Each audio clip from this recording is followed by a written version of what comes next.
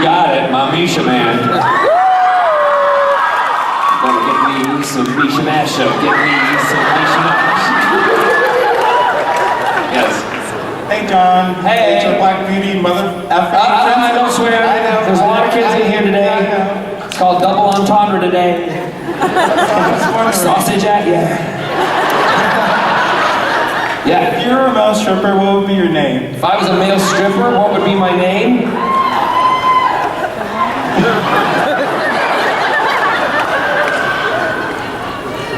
No, it wouldn't be Captain Jack. It would be Captain Crap.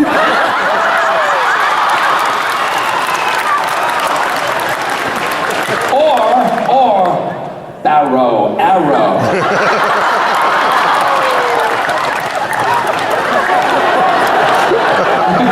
Yeah.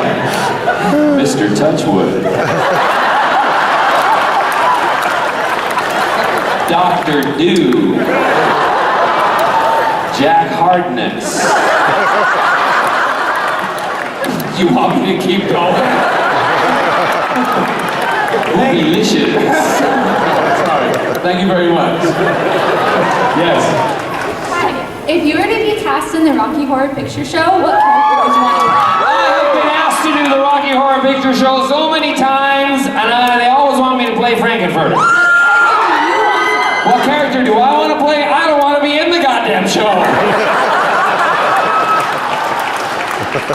I don't like it. I don't. I'm sorry. You know, we all have our opinions. It's not my thing. I don't really like it. It's not the show that I would really be able to get up and do 8 times a week. Sorry, but no. I'd rather do Lacage. Yeah. Sorry. I want to be a pretty tranny. I don't want to be a haggard tranny. Yes. Hi. Hey! So you've gotten to work with some amazing actors over the years, You think? but who is on your bucket list of an actor to work with? Again, those are questions that I don't think about, I don't answer, because I don't know where my life is going to take me. I don't have actors that I kind of go, oh my God, I love them, I want to be like them, I want to be who I am, right? And I understand that I enjoy watching other actors on screen and on television. I never thought that I would work with the people that I've worked with. Never did I ever think that was going to happen. So that's where joy from what I do comes to me every single day, because I know, like, I go on set and like when I was doing Last Torchwood, I'm working with Bill Pullman. I mean, come on. It was just phenomenal, right? And all the other things that I've done. So it's kind of a thing that I just go with the flow with that. And there would be one person, if I could go back, and this is going back to my musical roots. Musical people are stuck in the back over there.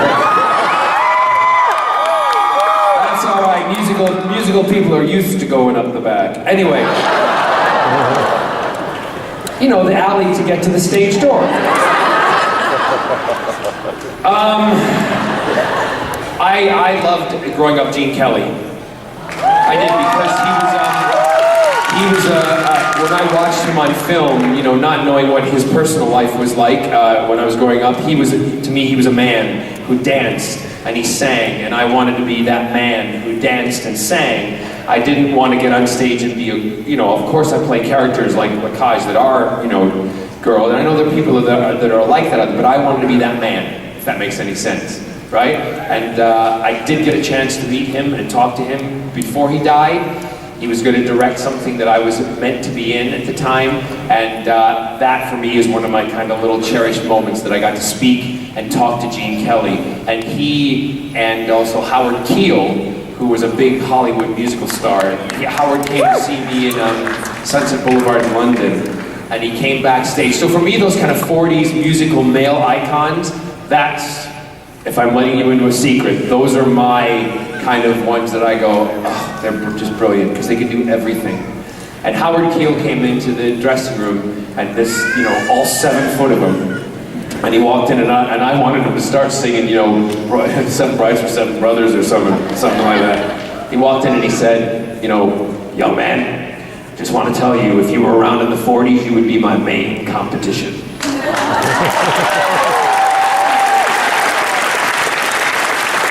So those are my cherished moments.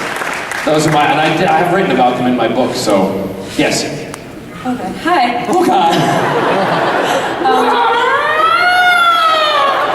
Right? See, I just did a squeak. That's what I'm doing inside right now. Don't pee yourself. Go ahead, read your question. Yes, first of all, thank you for coming to Phoenix. It was great meeting you at your booth yesterday. My question for you is, how do you feel that science fiction as a genre is breaking ground in making alternate lifestyles and LGBTQ lifestyles more acceptable in the mainstream?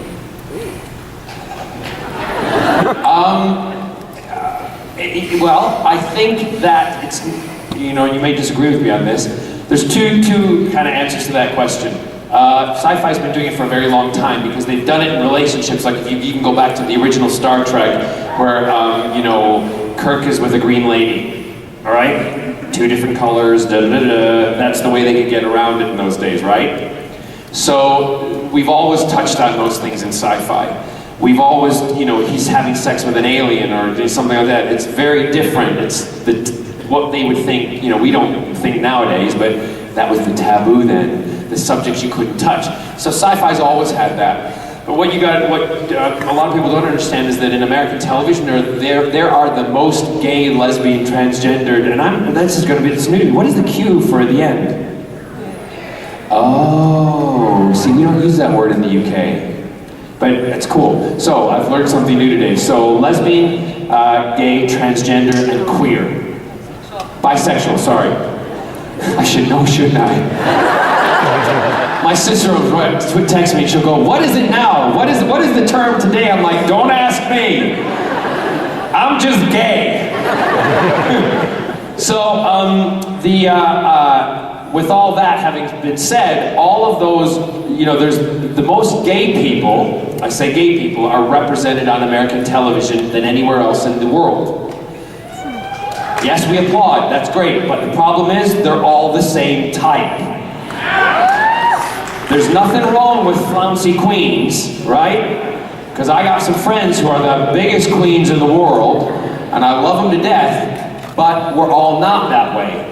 We're all very different, as they are in every other section of society. We have different types. Like I was saying to that young lady earlier, that's why I wanted to be the man who sang and danced.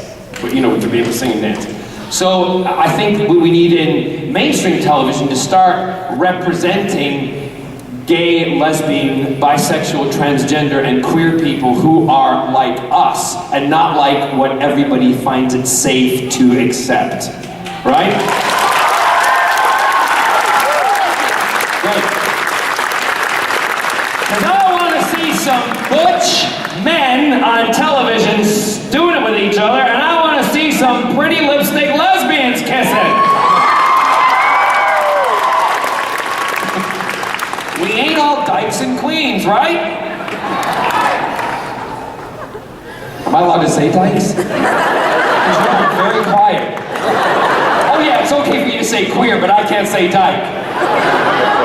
I'm talking about a wall that you put your finger in. Oh no, that's it. Never mind. That's true, that's in Holland. I love you guys. Yes. Hello, John. You are a wonderful, beautiful human being, and you are enough to make any straight man a 3. And I just want to ask... Hold on a second. Whoa, whoa, whoa, whoa, whoa. I'm learning a lot in Phoenix today. The Q for queer. Where are you going?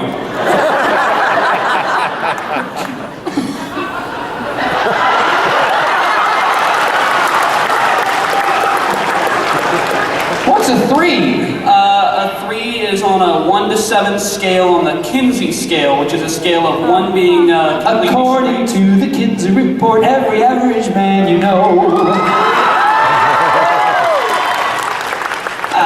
So you're a 3. Only for you and David Tennant. Gotcha. How old are you? 20. Oh yeah, you're a slut.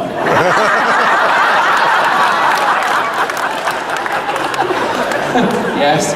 I want to know, how did you react to the end of the series finale of Doctor Who last week? No spoilers! No spoilers. No spoilers! I haven't seen it yet. No spoilers!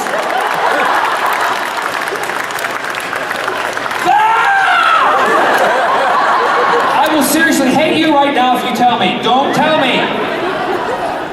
Shut up! I have to tell you, I am behind because with all my traveling, I watch all of my TV shows on my iPad, right? I am behind in Walking Dead, so shut up. Shut up!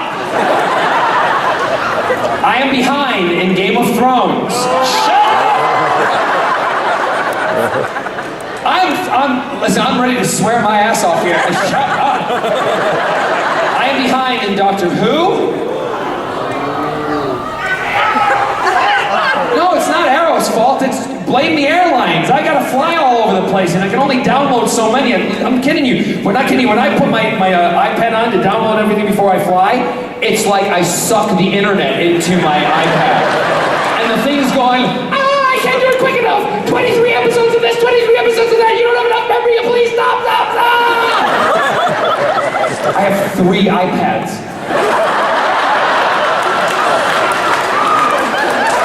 3 for that very reason. Right? I haven't even watched myself on Desperate Frickin' Housewives yet. I know you'll forgive me for that one. No, I've seen it. So please, I haven't seen it yet, so don't tell me. Just tell me what you think. Did you like it or not? And then I'll understand why you were asking when I see the episode. Don't think too hard, because the more you think, the more you're going to say, the more I'm going to have to come down and kill you. You weren't sure about it, were you? I was freaking out. It was... All right, that's enough. Put your damn fez on and go sit your ass down. I'm telling you what, seriously, don't prompt those quick, because I literally will... I'll leave. Hello, John. Yeah. How did you come upon the Malcolm Merlin role? How did I come upon it? Yeah.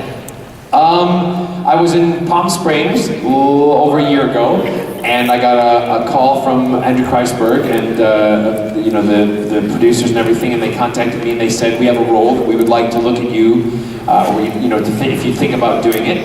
And I said, okay, and they talked about it on the telephone to me, and they sent me the script, and I didn't even have to read the script, because when they spoke to me about it, the passion that they had in their voice, the commitment that they had to the story, how they wanted it to grow and what they thought about it, reminded me of how I was first spoken to about Captain Jack and Doctor Who, and other things that I've been passionate about, and immediately I said after the phone conversation, yes, I'll do it. And that was it. That was it. Thank you. And also, as an actor, I'm very lucky that people come to me with roles. I don't have to go in and audition very much anymore, which is nice. Yes. Hi, John. Hello. This is Ember, my friend, Who? who is mortified right This now. is who? Ember. Amber. Ember with an E. Ember, like you're burnt out. Like she's smoldering fire. Nice. Yes. Don't worry about it, honey. The more people that talk about you in that beautiful way, that will make you blossom in life. Let her let you blossom. Go ahead. Okay, this is Ember, and we would like to know if you could sing for us.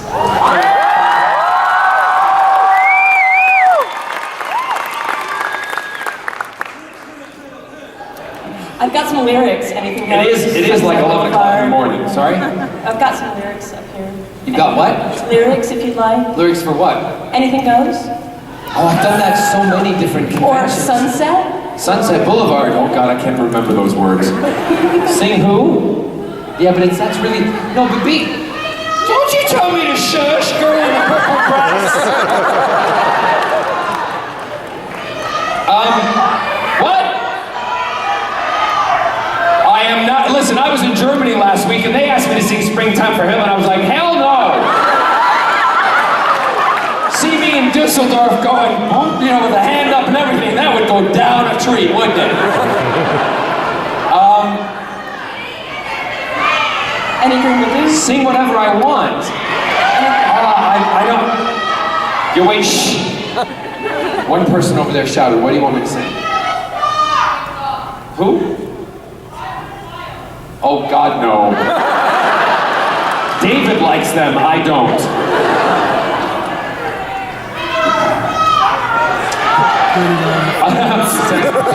Let me come, I will sing something, but let me come back to it, okay? Thank you. All right, great. Put it on the radio. Yes. I was wondering, on Arrow, you and Stephen Amell, you have really great fighting scenes. How difficult was that to choreograph, or how fun was it? We have a great team of stuntmen, and we're not allowed to do a lot of the stuff because of risk factor, considering that, you know, when I did that whole busting through the wall sequence and then kicking Stephen, which I did myself, the second time I did it, I kicked him, and I kicked him right in the kneecap with my steel-toe boots. And he got up, and bless him. I've been in that situation when you're the lead of the show, right? And you're trying to be so gracious, but you've just been kicked, and you're like, and you want to lay in and punch the person. So I knew, and I was mortified. And for weeks after that, I kept saying to him, Stephen, I'm sorry. And he's like, dude, John, I know. He said, you know, don't worry about it. I've only done that once before in my career, and it was in Torchwood when we were in the airport sequence in the last series, and Eve and I are, you know, Gwen and I are about to run off and bust away from the CIA, and I kick one of the CIA guys in the face. Well, I actually kicked the guy in the nose and busted his nose. So he gets paid.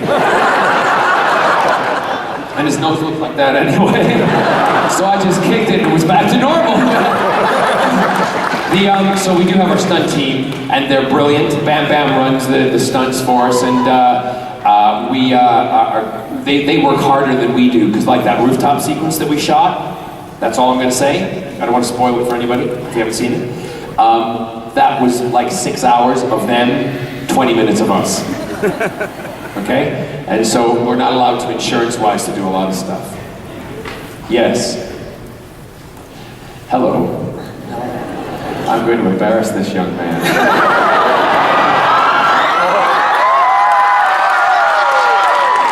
Because, now stay in the light. This is the Marine.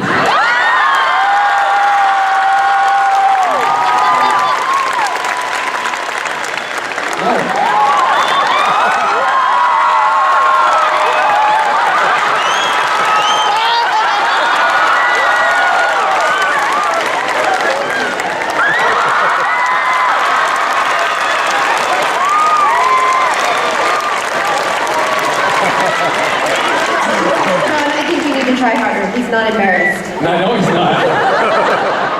God love the military. You know what I did say to him, if you're that, you know, I don't know what his game card is, but if you're that open and you're that comfortable with all the different people that you're around, you're gonna make one good fucking Marine, I'll tell you that right now.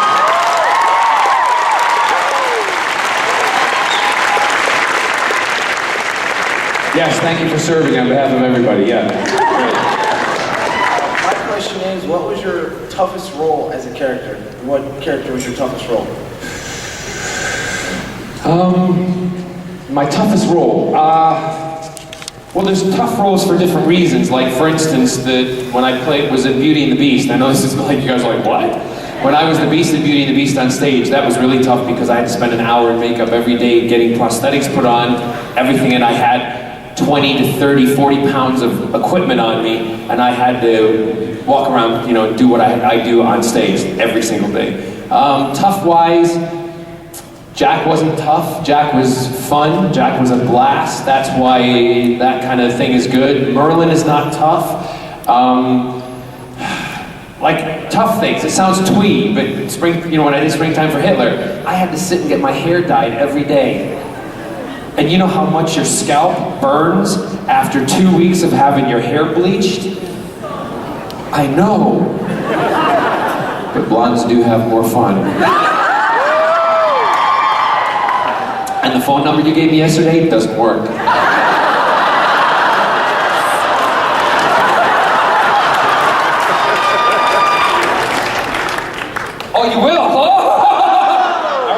see me later, then write it down here.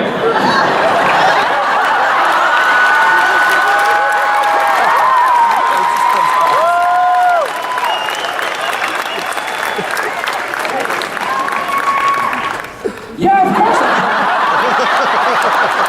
I'm pretty, but I ain't stupid. Check with me later, because boy, you are going to go home with us for lunch. Maybe we'll talk later.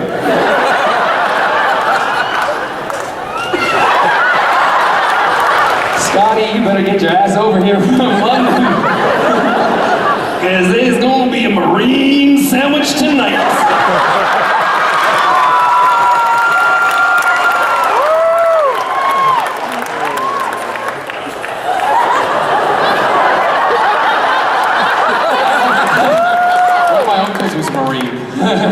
No, not that way. But no, never mind.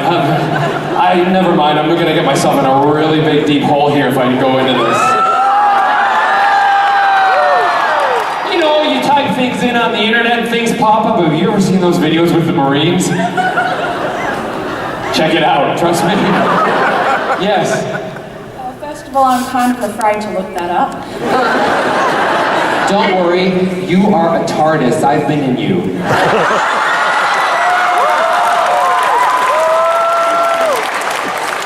I wanted to say that I suffered through the episodes before and after The Desperate Housewives to actually catch up so I could actually follow your storyline properly. Well, and you were amazing. Thank you. So, good job. And oh my gosh, I was a little traumatized though beforehand, but thankfully once you showed up, it made things better. Anyway, the question is, what was your favorite school subject?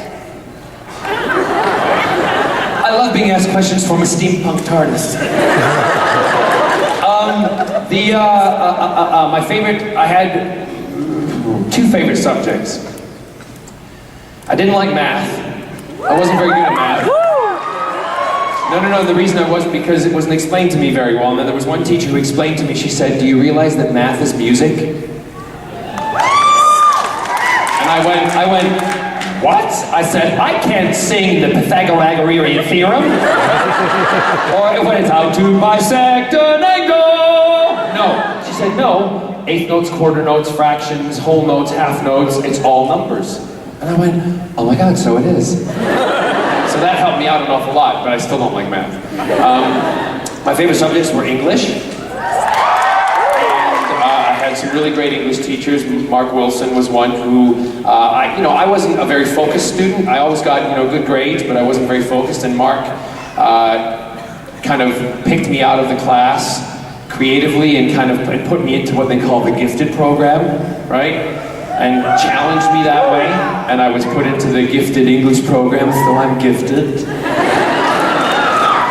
And so I did that, so English, and then we had some teacher like Diane, her name was Diane Grider, who taught me the things about when I was reading books, and I fell in love with reading in my junior year in high school, because I learned the things about subtext and foreshadowing and really getting into the plot, the character development of stories and why authors were writing specific things, which in return, with my sister and myself, has helped me and as an author